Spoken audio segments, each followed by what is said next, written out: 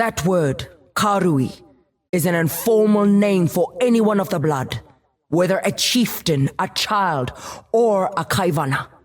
The Ngākura Makoi, however, are those who truly comprise our culture. They must be followers of the way, and they must have passed their test of adulthood at the Isle of Strikes or elsewhere. A great warrior does not have to be Karui by blood to become Ngākura Makoi. It is rare, but it does happen. For generations, that island was used for the coming-of-age trials of several tribes. Young Karui tried to sneak onto the rocks, climb the cliffs, and steal the eggs of the shrikes that nest there. The eggs are a valuable delicacy that many would pay dearly for. Ngā Makanui isn't a place. Not really. Makanui is our way, and Ngā means from or of. So anywhere that our people go, mostly islands, we like to roam. That is Ngā Makanui, because we have brought our way to it. Outsiders that don't understand us often mark Ngā Makanui in a particular place on a map, but that is a mistake we don't care to correct. It is better that the Val don't know where we are. The King's Feast is an ancient ritual born of less enlightened times. Long before the Karui followed the way, one tribe would conquer another and a feast would be prepared for the triumphant king. The main dishes of this feast were selected carefully for the sweetness of their nature and the tenderness of their flesh. You see, when the conquered fills the belly of the conqueror, two tribes become one. In Ngā Makanui, our treaties mandated that an offering of peace be witnessed by a third. Karui culture can often be excessively focused on having certain traits, such as strength or bravado. Certain duties are expected of each of us, whether or not we want to fulfill them. A Karui woman's place was not on the battlefield, but the hearth. Hiri changed all of that. I've heard that the Karui have this philosophy, Makanui, the way of the warrior. It is the Karui way to give leadership to the victor. It is the Karui way to observe nature in nature. The fish without the sea is no longer a fish. It is dinner. May we give our beloved to the birds, messengers of spirit to the sky, conveyors of flesh to the earth. It is the goal that delivers man onto ancestor, the consumer of flesh, the seeder of souls onto the earth. We give the goal his life, the goal gives us our way. The creator of the halls of the dead, Hinekora, maintains what is tantamount to an afterlife for the Karui people. When a Karui dies, their soul travels to the halls of the dead and is judged by its deeds achieved in life. If it lived with honor and died a warrior, that soul may participate in the trials of the ancestors, a glorious combat designed to while away the days until the end of time. Those who did not live a glorious life, on the other hand, are sent to the chambers of the dishonored, where they eat, drink, and carouse at their leisure. The descent into the halls of the dead is not an easy one, an open maw in the middle of the sea. It has long been used as a test of worthiness for those who seek the advice of their ancestors. The challenges posed are adjusted to the person climbing down. A child will face tests of character, while a warrior must fight ancestral spirits to prove themselves. Hinekora is our jailer. I imagine she had good intentions when she made this place.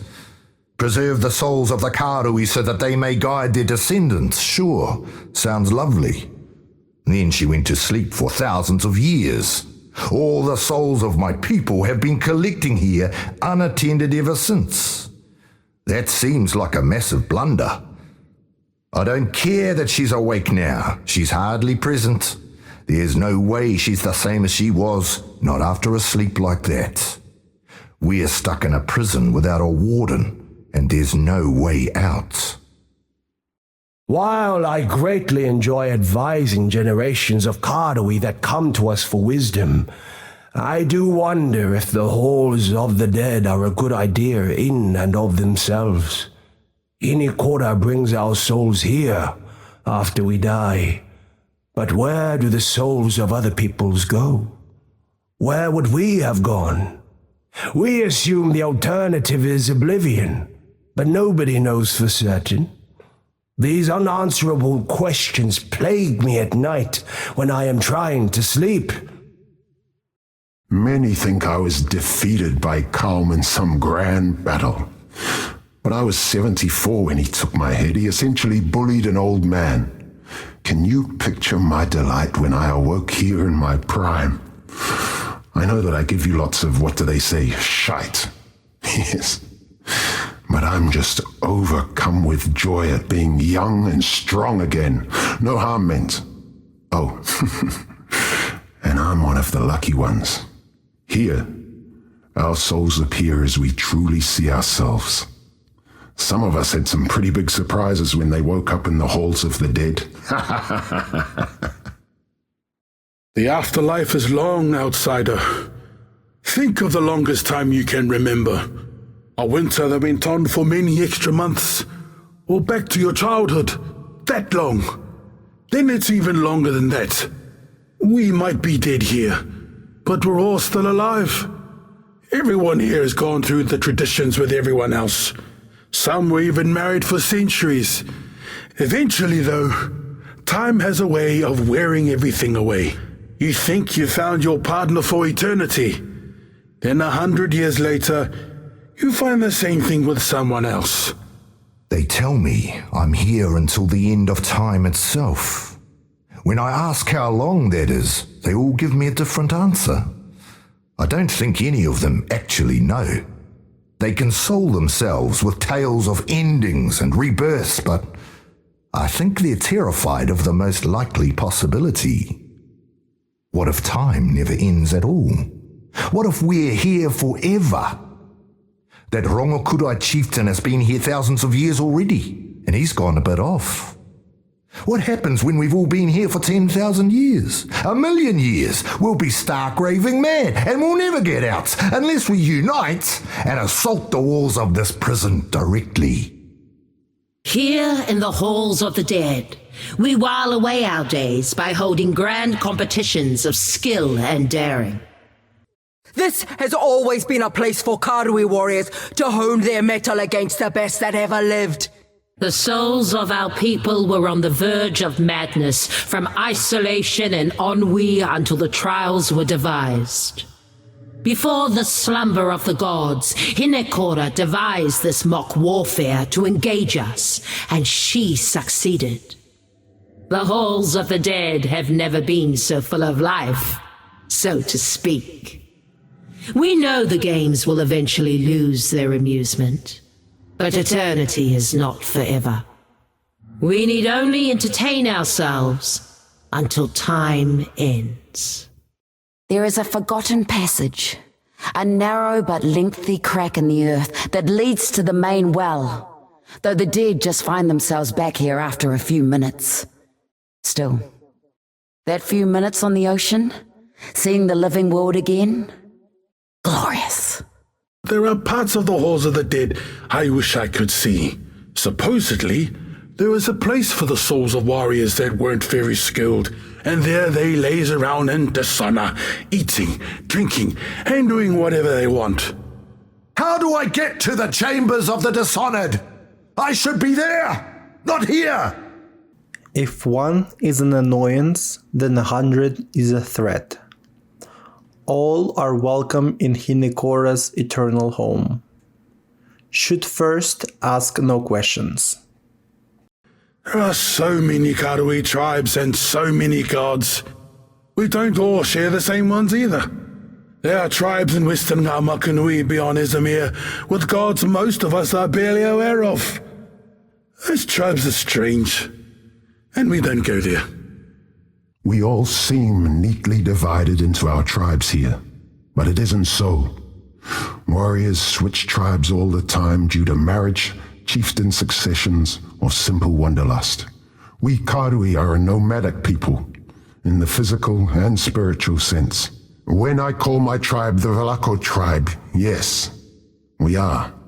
But at one time we followed Tukahama, and at another Teselio, and then Valako again before that.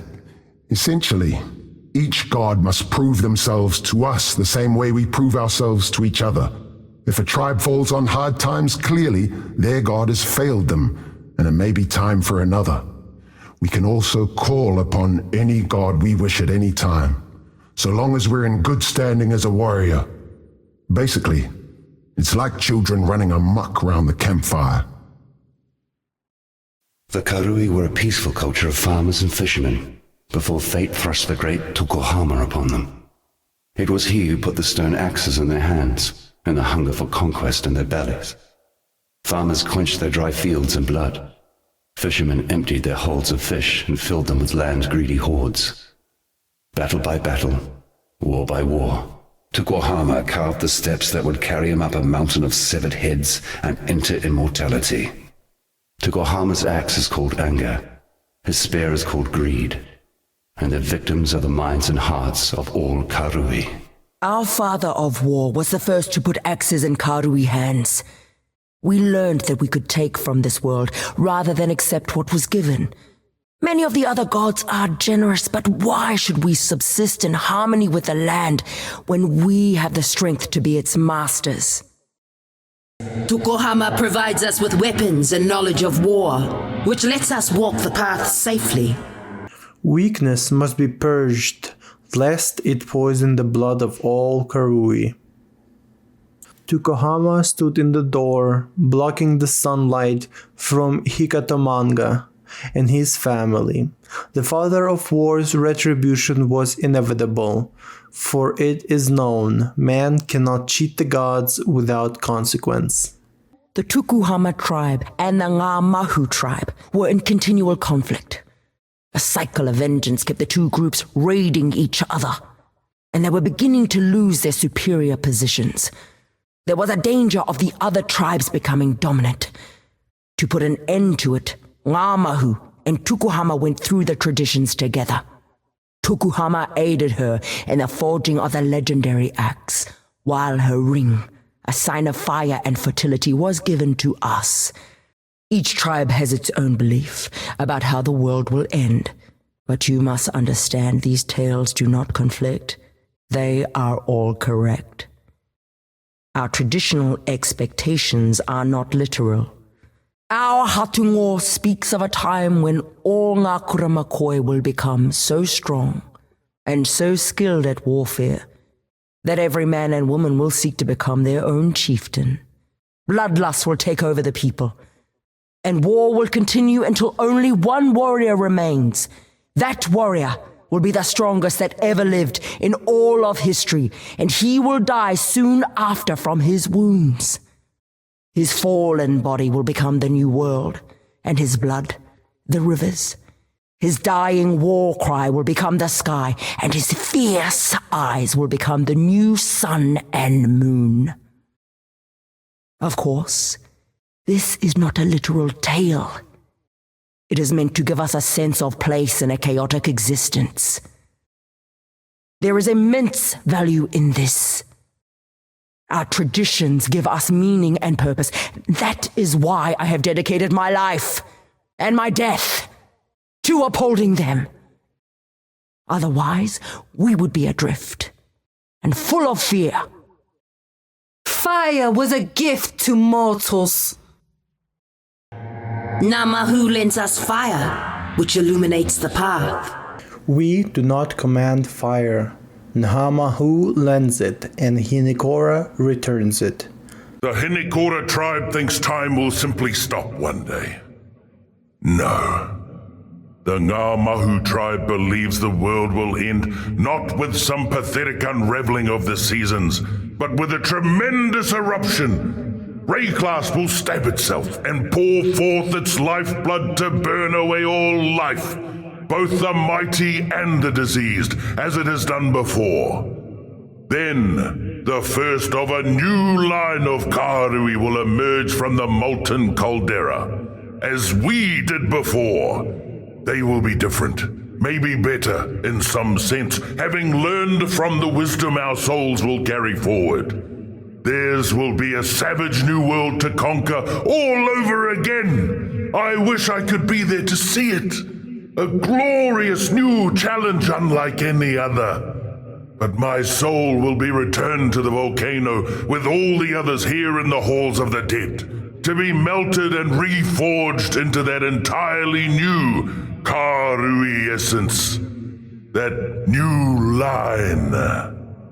I could wish for no better end. Unlike the other gods, when he was born from the volcano, Valako rode the clouds of ash into the thundering sky. Have you ever had the feeling during a rising storm that the winds and rain might just keep getting stronger and never ebb? That's how the world will end. A great storm will cover the land, and it will just keep raging harder and harder until everything is swept away.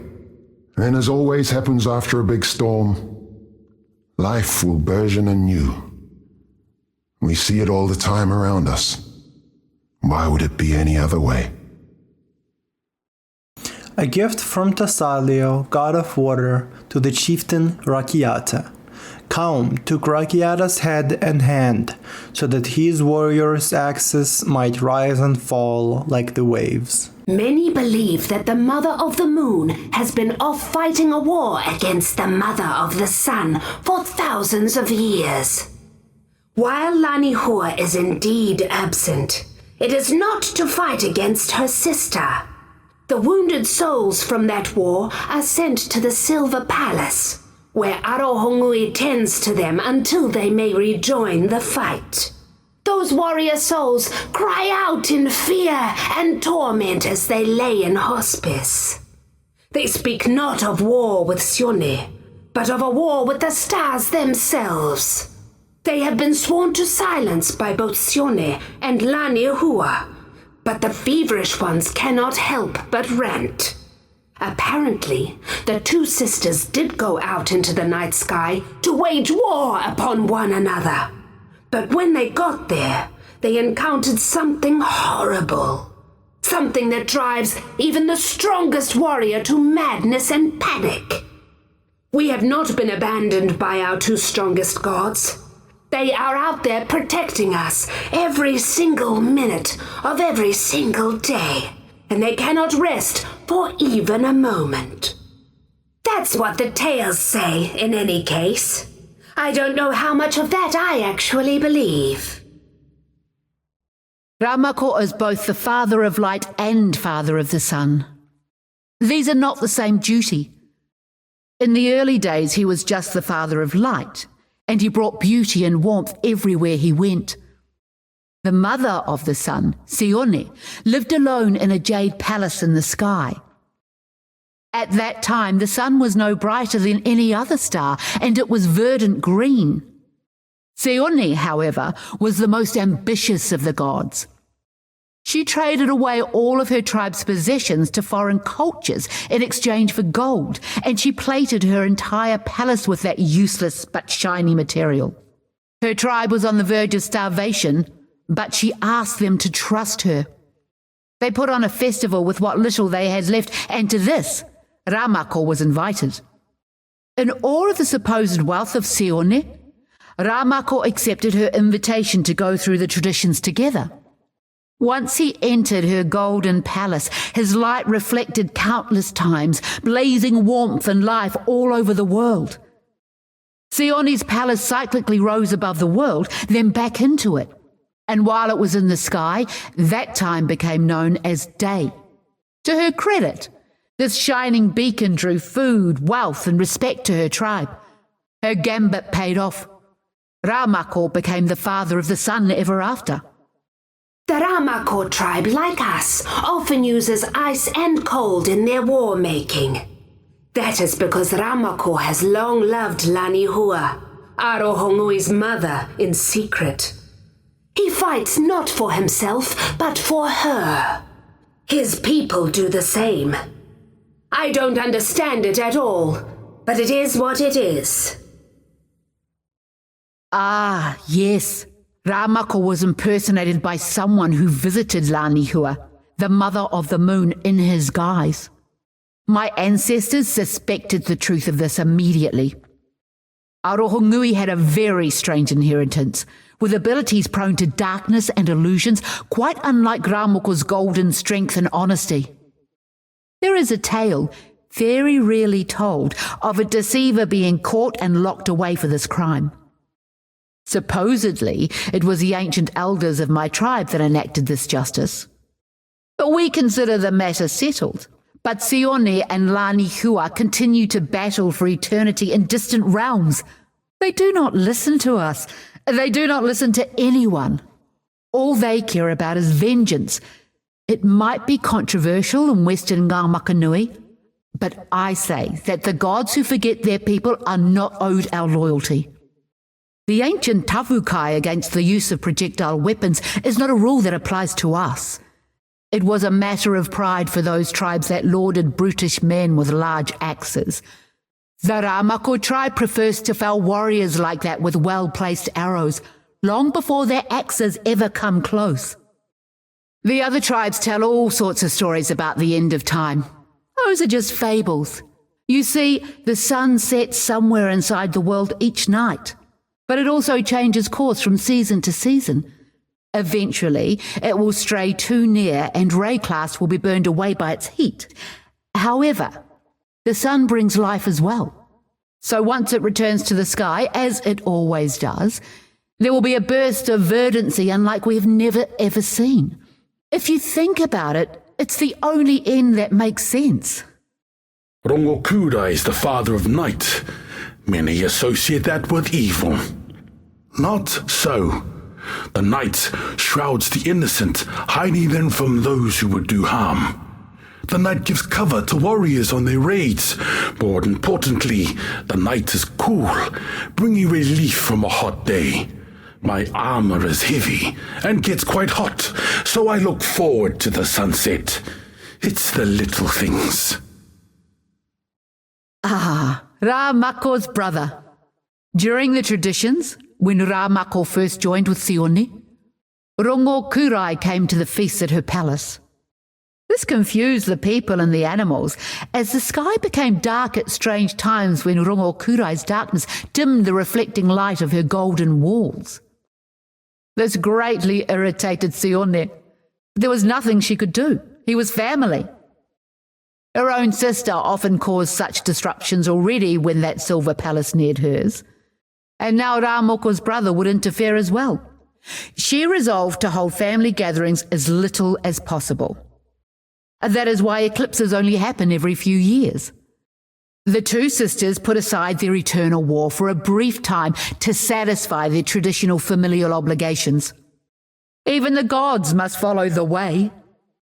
Oh, let me tell you this tale of this ancient drama. Sione is the harsh and ambitious mother of the sun, yes? Rāmako is her, what is your word, husband. Rāmako can't stand her and secretly longs for Lanihua, the mother of the moon, who is kind and caring to all and very beautiful as well.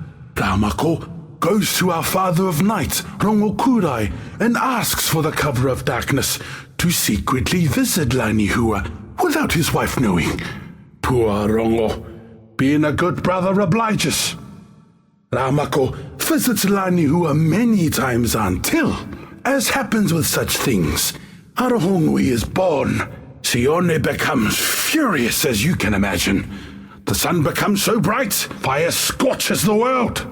My tribe survives that fire easily because we tend to live in caves.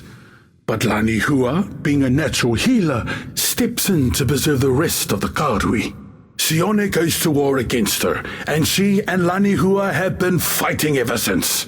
Now Rāmoko lives alone in his golden palace, and Arohongui tends wounded souls in the silver palace of the moon, taking care of it in her mother's absence.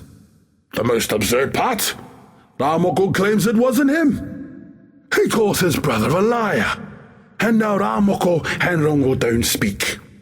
The day and the night are forever avoiding each other because the father of the sun couldn't keep his belt tied on. Fortunately, we Karui are much more mature and responsible in modern times.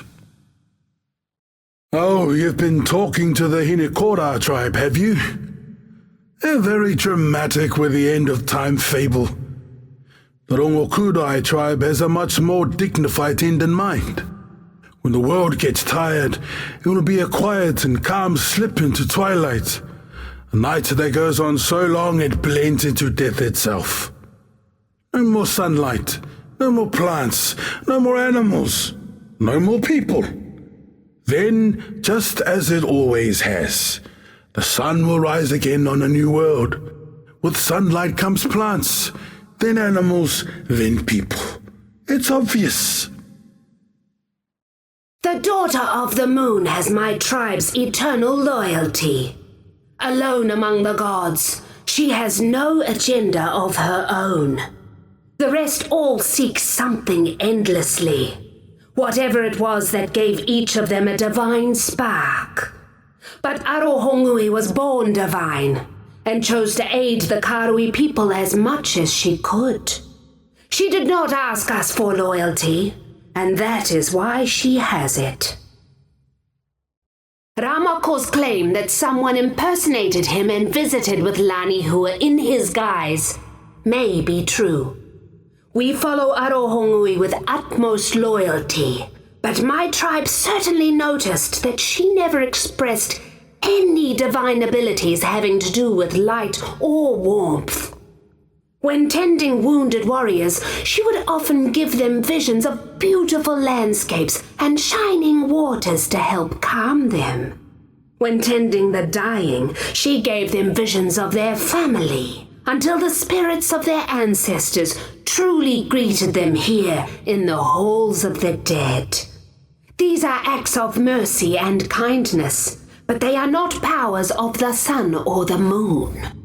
I have long suspected that there is something within each of us, some pattern or essence of who we are that each parent passes down to a child. If my suspicion is correct, then it is not possible that Ramako is Arohongui's father. There is only one sensible conclusion, and that we keep to ourselves, so as not to disrupt the balance of the skies.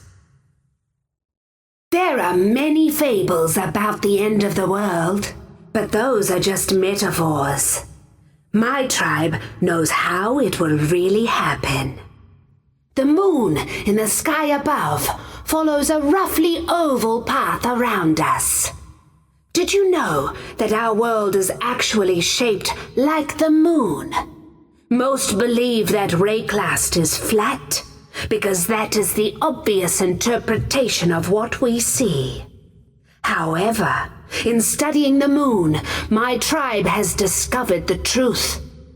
Also, we realize that the moon's path is not exact.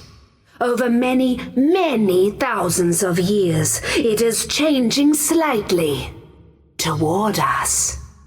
We have come to understand that the world will end when the moon comes too close and falls upon us. This is not myth. This is knowledge. What else could possibly happen when two such titanic spheres of stone crash into each other? Tafor gives us the trees and birds that line the path, so that we may enjoy beauty and peace. Tafor is the son of the forest, and its father. His alone is the perspective of the ages, of centuries of life, growth, death, and decay. We exist within a grand cycle, one that extends far beyond the outcomes of petty battles or even great wars. Tafor stands apart from all of this, aiming not for any grand goal, but simply to teach. That is why he gifted us with the ability to dream, so that we may see beyond ourselves. Inner peace can only be attained by accepting that life and death are inevitable, The Darfur tribe found its unique perspective in the ancient days. The forest depends upon the light given by Ramako. It also depends upon the rains brought by Valako and the coolness brought by Rongokurai. At night, we hunted by the light given by Lanihua, and then Arohongui, her daughter. As you can see, right from the start, we realized that our existence is inextricably linked with all life, and theirs is linked with ours. Some tribes are too blind or arrogant to see this connection, and we tried to pull them back from their excesses so that we may all thrive. The other tribes have it all wrong. We exist in a grand cycle, yes, but there will be no singular moment or event that marks some sort of disastrous end. You were a seedling. You grew into an infant, then a child, then an adult, and one day you will be old, and then you will die. But in every stage of your life, there were others just beginning theirs. When you die, there will be others just starting their lives. A tree falls, but that only clears the way for new seedlings. Trees die every season, but the forest remains. So it is with the Karui, and indeed all peoples. So it is with the world itself. Nothing ever ends. The perspective of existence just shifts. Kitava is a primal deity, forged from the most fundamental of human desires, hunger. The simple act of craving that which we cannot yet consume. To defeat Kitava is to squeeze the very heart of human nature into stillness. You don't think you can do that? I suppose we'll see, won't we? Tukohama, Tawoha, and Kitava went to the lake to fish. Tawoha weaved the net to catch the fish, Tukohama built the fire to cook the fish, and Kitava swallowed the entire lake, fish and all, with a single gulp. Arohongui, daughter of the moon, was preparing for a feast to celebrate Tukohama's return from his war on the first ones of the Ezemites. Tafor, son of the forest, asked each of the birds to sacrifice one of their kind for the feast. He gave these offerings to Arohongui, who cooked them in a great fire-stone pit. Seeing all of those plump birds cooking made Kitava very hungry, and he offered to watch them, to make sure they didn't burn while Arohongui rested during the heat of the day. Arohongui thanked Kitava for his kindness, but while she slept, Kitava ate the cooking birds, flesh, bones, gizzards and all.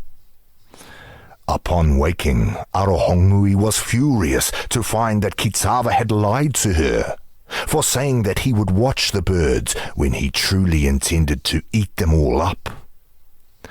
When Tukohama arrived home in his mighty canoe, Arohongui asked him to punish Kitava for his selfish gluttony.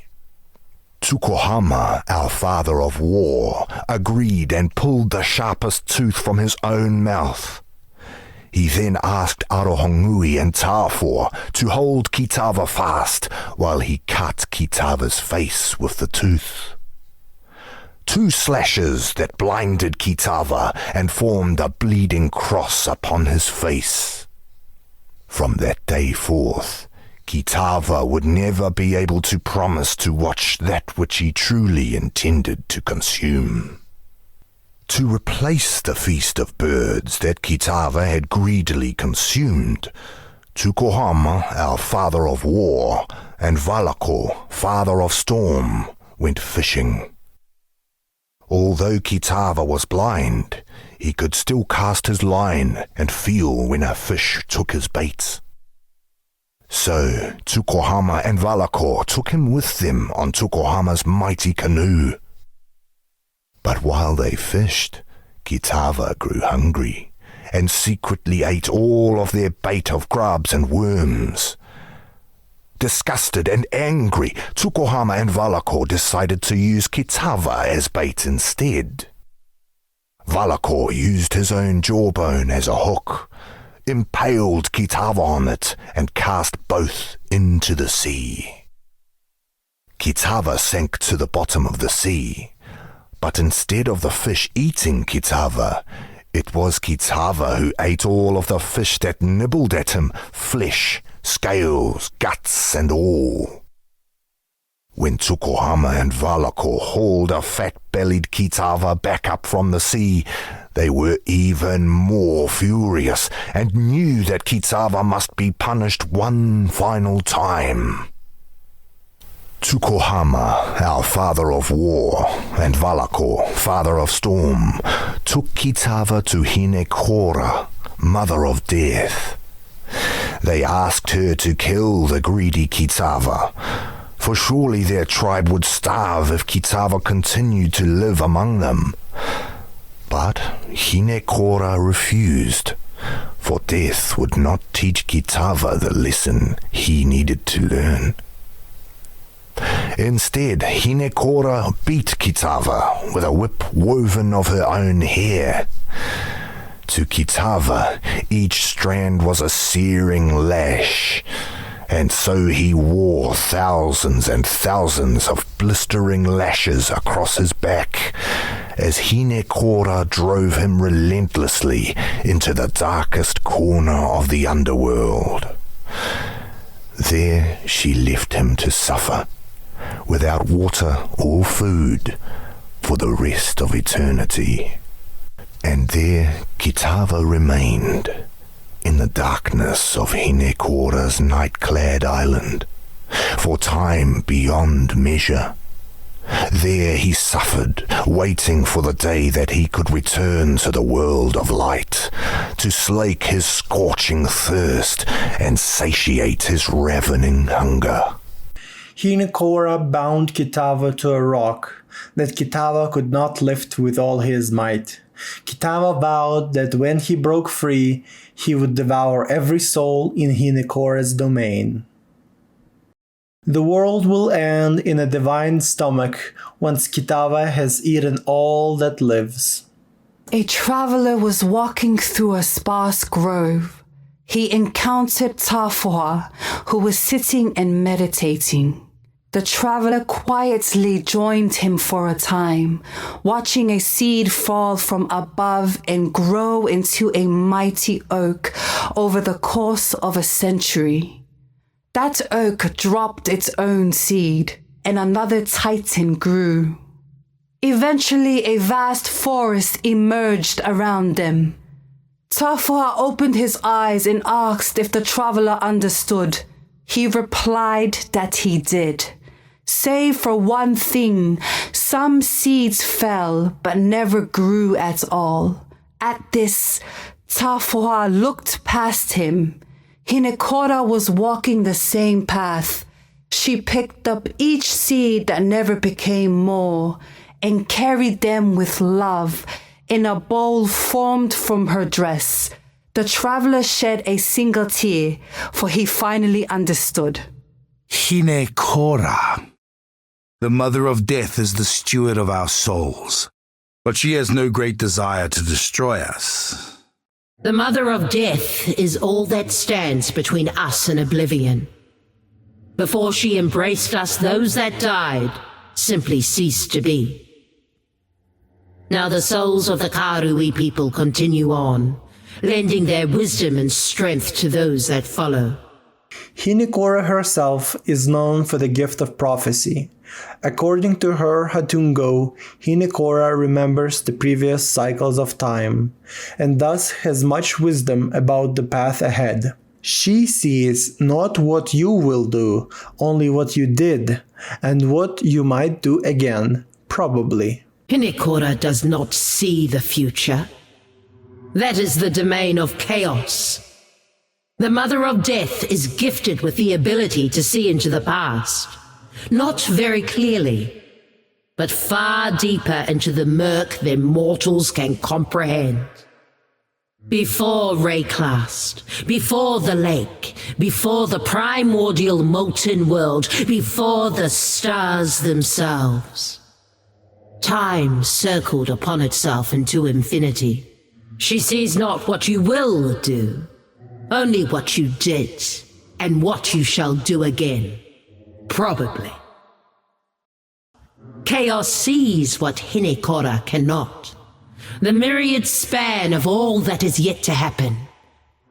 Chaos takes selfish amusement in unlikelihoods and surprising events.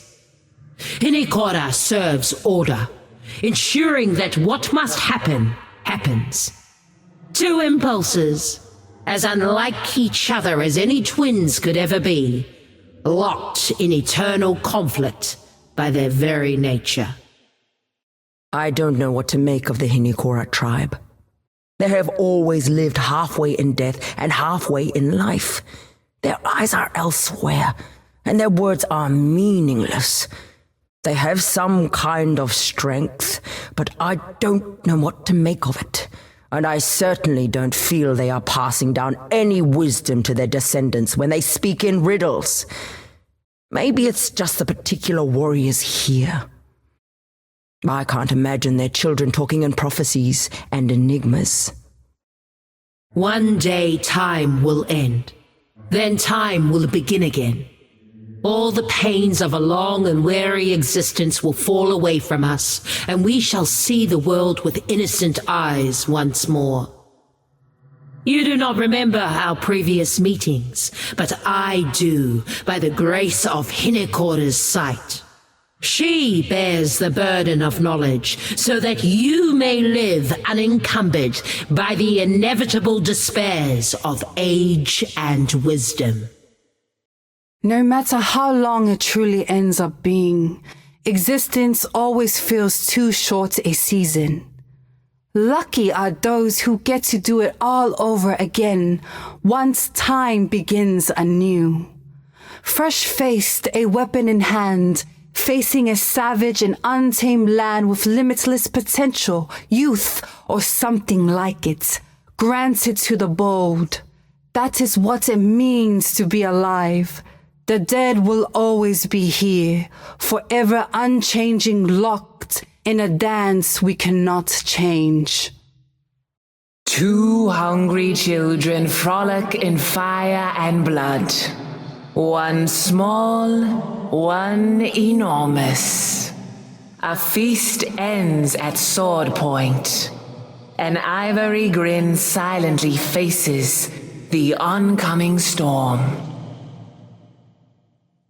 5 brothers vie for kingship in a distant land, yet yearn to be a family once again. 2 peoples seemingly unalike meet on common ground. The seasons are harsh, and the fruit grows purple and rotted, but a single healthy seed sprouts in a dark place.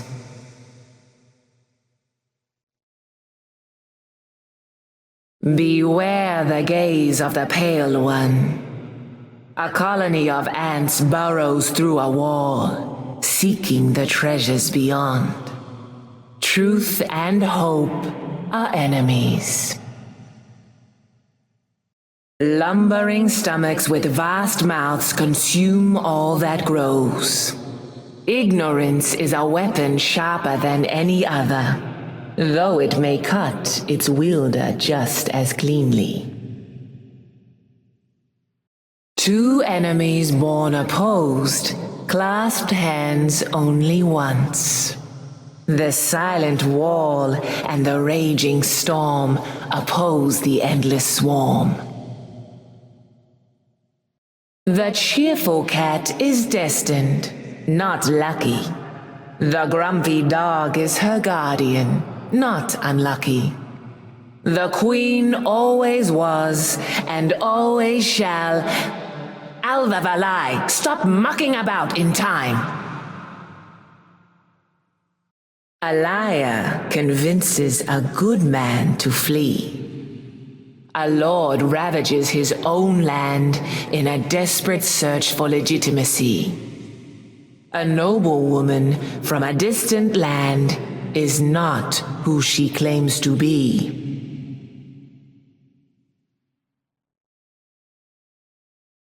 A warrior seeks to become a goddess.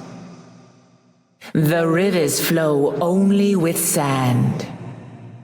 The sins of the parents return in search of blood.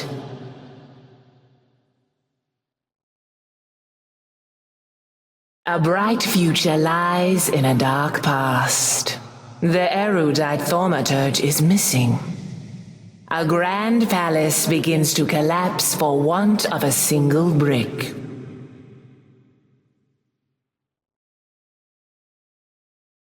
A childless mother sits beneath the sea in a palace filled with the dead. She gives endlessly of herself so that others may live, for she never truly does.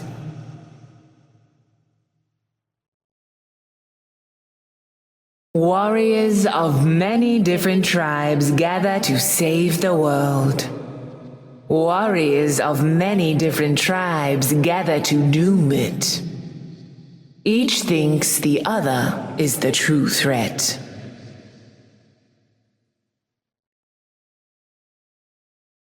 Great leaders sink into quicksand of the mind. Only a shadow can save the blind. A simple sword against the weight of time itself. The encircled princes laugh as their blood drains into the soil. The salvation of humanity will be its undoing. Of fear and faith, none can know. One and the same. A new soul arrives. Pain becomes hope, becomes apprehension. The hungry child would rather burn it all down. The volcano is mighty and towering, but it consumes all that live in its shadow. The nightmare ends when the dreamer is awakened. The harried mother seeks to pass the entire farm through a pinhole.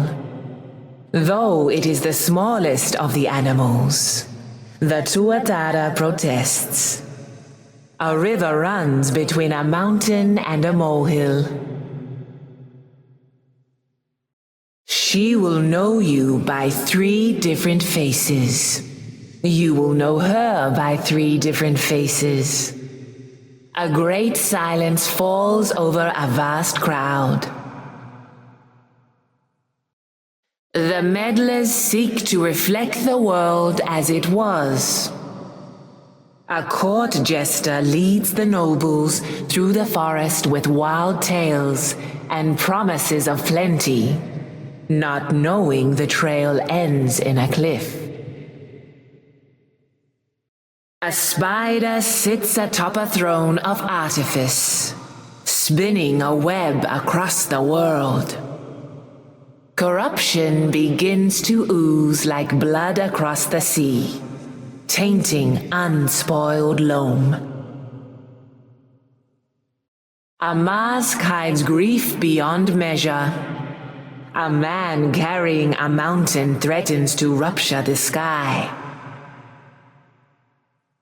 A key passes hands many times, but must be recovered before the Awakener can imprison the King of Dreams. The King of Dreams will be released by the removal of a key from a lock.